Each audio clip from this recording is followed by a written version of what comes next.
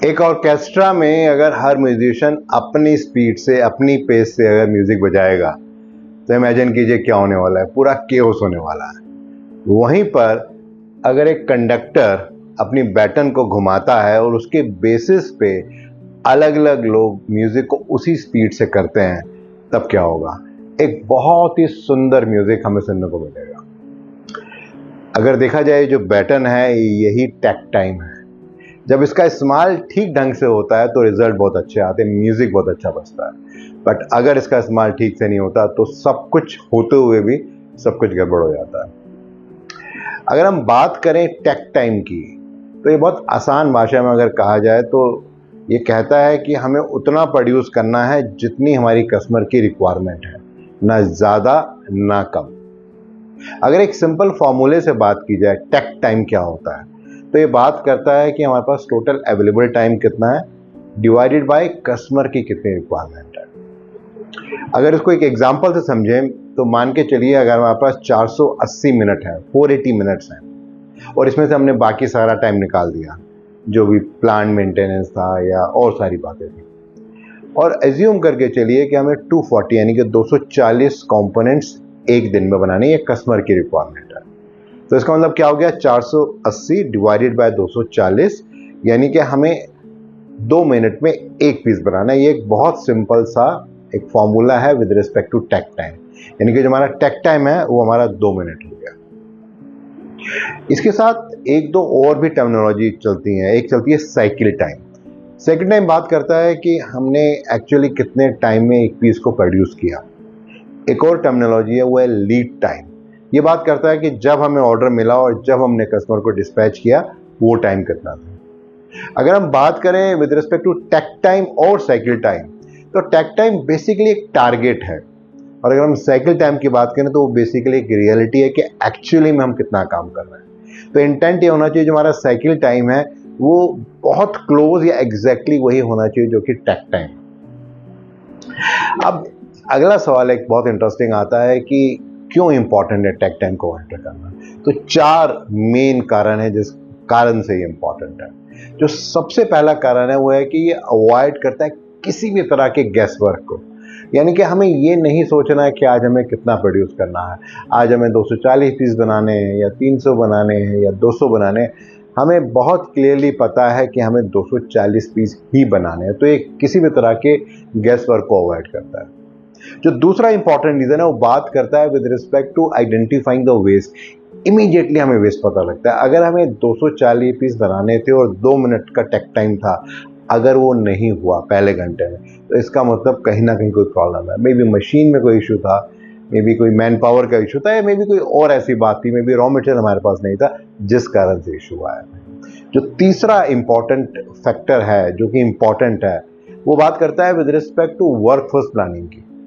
अब अगर मान के चलिए कि एक पीस को प्रोड्यूस होने के लिए 20 मिनट लगते हैं, यानी कि हमें कम से कम 10 लोग लगाने पड़ेंगे, क्योंकि 20 डिवाइडेड बाय 10 यानी कि 2 मिनट आता है। यानी कि बहुत मैथमेटिकल हो गया कि कितने लोगों को हमें एम्प्लॉय करना है इस काम को करने के लिए, यानी कि बहुत ज़्यादा आपको दिमाग लगाने की जरूरत है। और जो चौथा सबसे इंपॉर्टेंट रीज़न है वो है कि ये जो टेक टाइम है ये बहुत ज़्यादा फोकस या फोर्स करता है with respect to continuous improvement.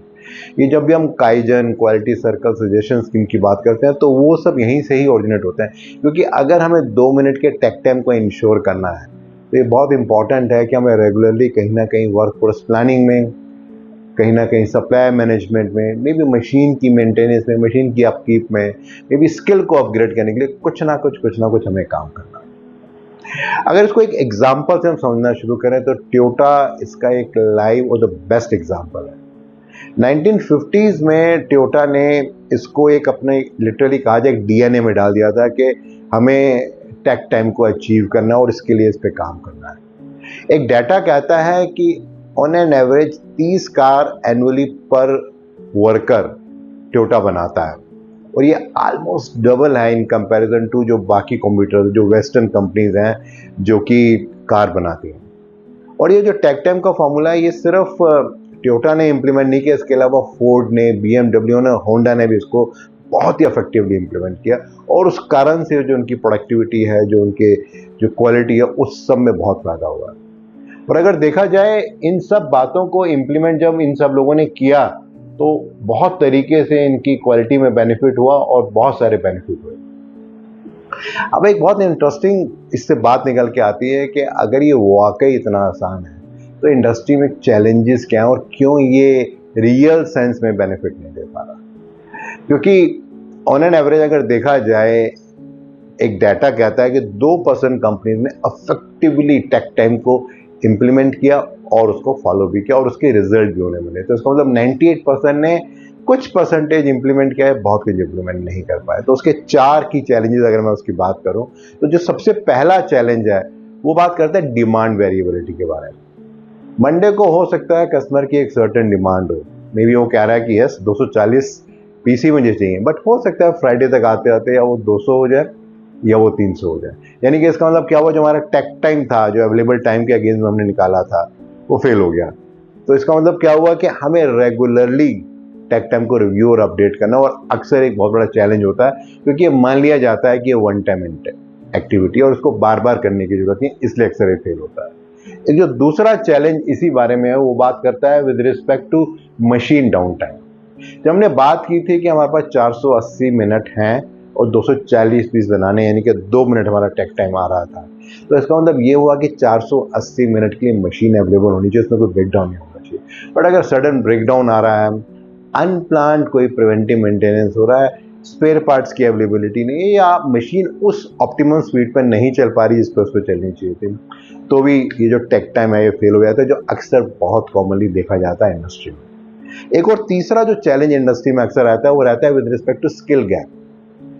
अब अगर 2 मिनट का टेक टाइम है और उसको अचीव करना है तो ये भी बहुत ज़रूरी है कि हमारे जितने भी ऑपरेटर्स काम करें, जो हमने 10 ऑपरेटर की बात की थी, अगर 10 स्टेशन में काम कर रहे हैं तो उन सब का कॉम्पिटेंस लेवल भी एक सर्टन होना चाहिए। बट अक्सर ऐसा होता है कि कभी कोई छुट्टी पे चला गया, कभी किसी की तबीयत ठीक नहीं थी, और भी कोई बहुत सारे रीज़न होते हैं, तो उस कारण से हमें किसी और को लगाना पड़ता है। तो यहाँ पे मल्टी स्किलिंग और बहुत सारे फैक्टर्स आते हैं जो अगर इफेक्टिवली इंप्लीमेंट ना किए जाए तो टेक टाइम का फॉर्मूला हमेशा फेल होता है। और जो चौथा सबसे इंपॉर्टेंट रीज़न है वो है फ्लेक्सिबिलिटी और इनफ्लेक्सिबिलिटी टू चेंज। सबसे पहले तो टॉप मैनेजमेंट ही बहुत ज़्यादा फोकस नहीं होता, अगर होता है तो शुरू में होता है और बाद में वो मिडिल मैनेजमेंट को कहता है कि आप इसे मैनेज करो। बट अक्सर ऐसा होता है कि जो डाउन लेवल पे जो वर्कर्स होते हैं या सुपरवाइजरी स्टाफ होता है, वहाँ पर एक बहुत बड़ा चैलेंज होता है इसको एक्सेप्ट करने का, क्योंकि उनको अक्सर ऐसा लगता है कि ये काम नहीं करेगा और इसमें कुछ ना कुछ प्रॉब्लम ही है, जो कि सटनली शुरू में रहती है। तो ये 4 की चैलेंज है जिस कारण से अक्सर जो टेक टाइम जो एक बहुत ही बढ़िया कॉन्सेप्ट है जिससे कि हम क्वालिटी को इम्प्रूव कर सकते हैं, अवेलेबिलिटी को इम्प्रूव कर सकते हैं और वेस्टेजेस को कम कर सकते हैं, सब कुछ होते हुए भी ये फेल हो जाता है।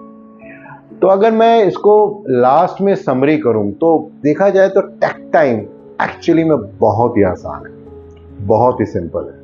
बट इंपॉर्टेंट बात यह है कि हम उसको किस तरीके से इम्प्लीमेंट करें।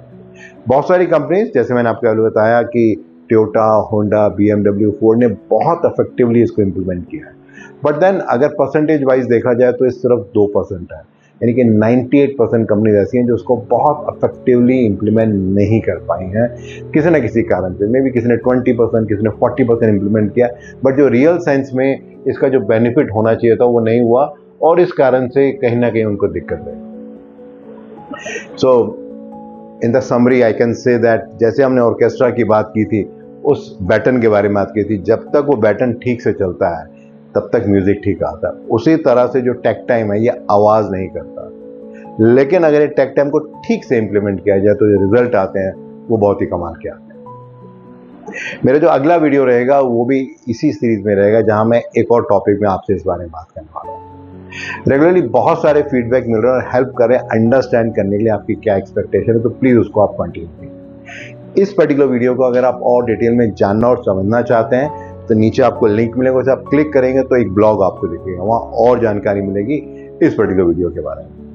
और अगर इस तरह के ब्लॉग्स और वीडियोस आपको अच्छे लग रहे हैं तो आप हमेशा अपने फ्रेंड्स एंड कलीग्स से शेयर कर सकते हैं। मेरे YouTube चैनल और मेरी वेबसाइट bhavyamangala.com को सब्सक्राइब भी कर सकते हैं। रिसेंटली मैंने एक बुक क्लिक किया है with respect to supply chain management. अगर उसके बारे में आप और कुछ जानना और समझना चाहते हैं तो नीचे आपको एक लिंक मिलेगा, वहाँ पे आपको और जानकारी मिलेगी इसके बारे में।